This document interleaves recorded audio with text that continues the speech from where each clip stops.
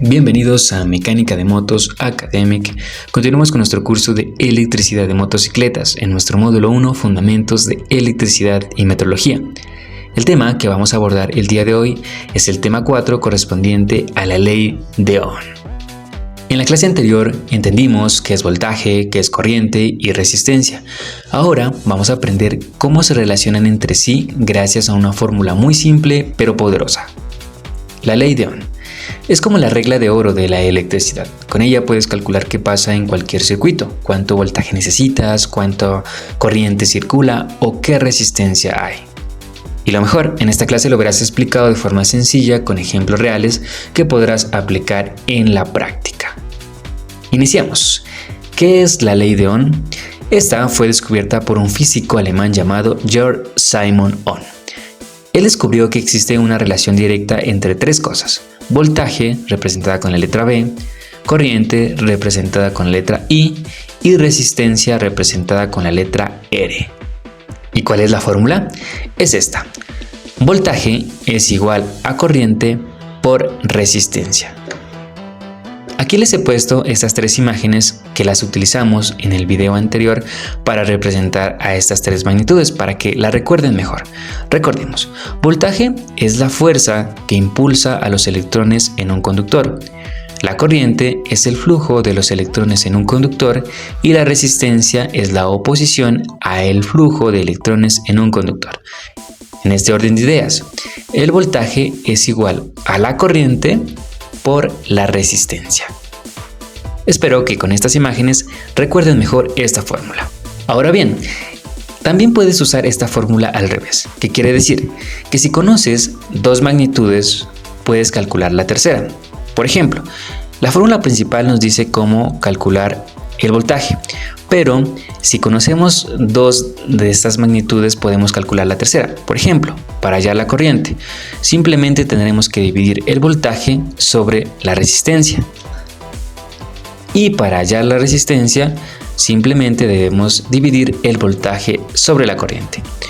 Pero te preguntarás, ¿cómo hice para encontrar estas tres fórmulas?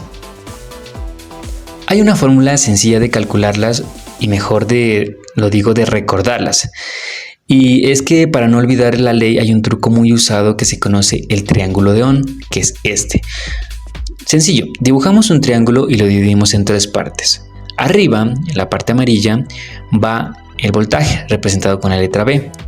Abajo, a la izquierda, ponemos la letra I, que representa la corriente, y abajo, a la derecha, colocamos la letra R, que representa a la resistencia. El truco: si tapas la letra que quieres calcular, las otras dos te muestran qué operación debes hacer. Esto es así. Si queremos calcular el voltaje, simplemente tapamos la letra B y ya el triángulo nos muestra qué operación debemos hacer. Es decir, tapamos la letra B y para calcular el voltaje simplemente multiplicamos I por R. Es la operación que nos queda abajo. Ahora bien, si queremos calcular, por ejemplo, la corriente, tapamos la letra I y la operación que nos queda es esta: voltaje sobre resistencia. Y si queremos calcular la resistencia, tapamos la letra R y la operación que nos queda es esta: voltaje sobre corriente. Sencillo, ¿no? Ahora vamos a lo que interesa: los ejemplos de la utilización de estas tres magnitudes en la práctica. Iniciamos con el voltaje. Tenemos un ejemplo práctico de caídas de voltaje.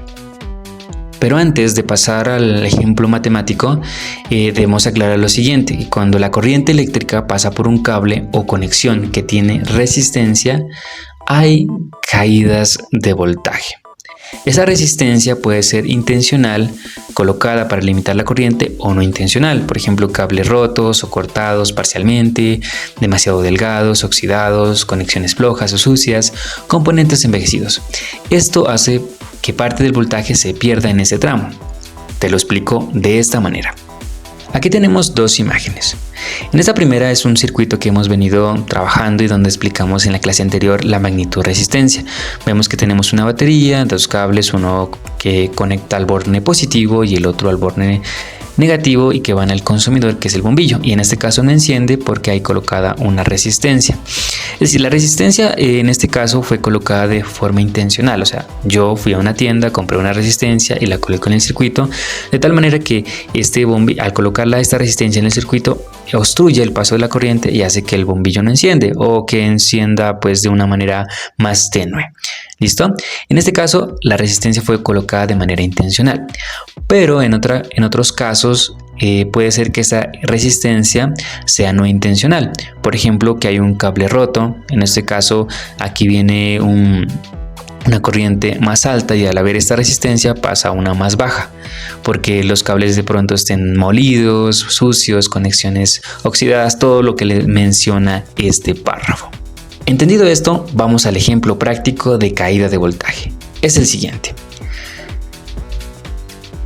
La batería de una moto proporciona un voltaje de 12 voltios y dentro del circuito hay un cable roto que representa una resistencia de 3 ohmios y solo permite pasar 2 amperios de corriente. La pregunta es la siguiente: ¿cuánto voltaje se pierde? Hacemos alusión a la ley de Ohm. Voltaje es igual a corriente por resistencia. Entonces el voltaje sería igual a 2 amperios, que representa la corriente, por 3 ohmios, que representa la resistencia. El voltaje sería de 6 voltios. ¿Esto qué significa? Esto significa que 6 voltios se pierden en el tramo del circuito. ¿Por qué se pierden 6 voltios?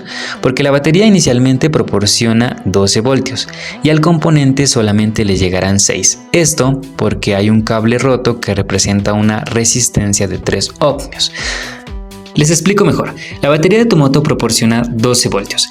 Esos 12 voltios son los que llegan, por ejemplo, a tus direccionales. Las direccionales van a funcionar si llegan los 12 voltios. Al haber un cable roto en el circuito que representa una resistencia de 3 ohmios, ya no van a recibir esos 12 voltios las direccionales, sino 6 voltios. Eso hará que no funcionen de una manera correcta o pues que si funcionan lo hagan de una manera más tenue. Pasemos al ejemplo 2 para entender la corriente. En primer lugar, debemos aclarar que la cantidad de corriente que fluye en un circuito depende de lo que conectemos. Cada bombillo, bocina o componente tiene su propia resistencia, que habíamos dicho que es como la fuerza que se opone al paso de la electricidad. Es decir, dentro de un circuito, un bombillo es una resistencia. Cuando pasa corriente por su filamento, por el filamento que tiene el bombillo, este se calienta y produce luz. Es así como se enciende un bombillo. Si el bombillo tiene poca resistencia, como es en el caso de este bombillo que estoy señalando, pasa más corriente y brilla más. Si tiene mucha resistencia, pasa menos corriente y brilla menos, como es este caso. Es decir, que en sí la corriente depende de lo que decíamos, depende de lo que conectemos. Ese flujo va a depender de la resistencia que tenga el componente que nosotros conectemos dentro del circuito y obviamente del voltaje que se proporciona al inicio. Por eso es tan importante comprender la relación que hay entre estas tres magnitudes. Vamos al ejemplo numérico para que entendamos mejor esta magnitud. Supongamos que la batería de la moto es de 12 voltios, como generalmente lo es. Conectamos una luz de freno que tiene una resistencia de 6 ohmios. Calculemos la corriente. Entonces aplicamos la fórmula: corriente es igual a voltaje sobre resistencia, será igual a 12 voltios sobre 6 ohmios es igual a 2 amperios. Es decir, la batería entrega 2 amperios de corriente a esa luz de freno, que es la cantidad de corriente con la que funciona normalmente ese bombillo. ¿Cómo entenderlo? Si conectas un bombillo con menos resistencia, por ejemplo, no de 6 ohmios, sino 3 ohmios, la corriente sería igual a 12 sobre 3 es igual a 4 amperios. Es decir, pasaría más corriente y el bombillo brillaría más. Puede que se caliente más y hasta se quema. Por el contrario, si conectamos uno con más resistencia, por ejemplo 12 ohmios, la corriente sería igual a 12 voltios sobre 12 ohmios, y esto sería igual a 1 amperio. Pasa menos corriente y el bombillo brilla menos y puede que pues no cumpla su función dentro de la moto. De allí la importancia de saber qué significan estas tres magnitudes para nosotros saber cómo cambiar los componentes y qué características deben tener dentro de nuestra motocicleta, de acuerdo pues al manual que traiga cada una de ellas. Y finalmente tenemos un tercer ejemplo para entender la resistencia. Imaginemos que instalamos un bombillo en la luz trasera de la moto y sabes que para funcionar bien necesita solamente 3 amperios de corriente y la moto pues tiene una batería de 12 voltios. La pregunta es, ¿cómo sabemos qué resistencia debe tener el bombillo que vamos a instalar? Sabemos, como lo habíamos dicho, que la resistencia está dentro del bombillo, en el filamento que calienta y produce luz.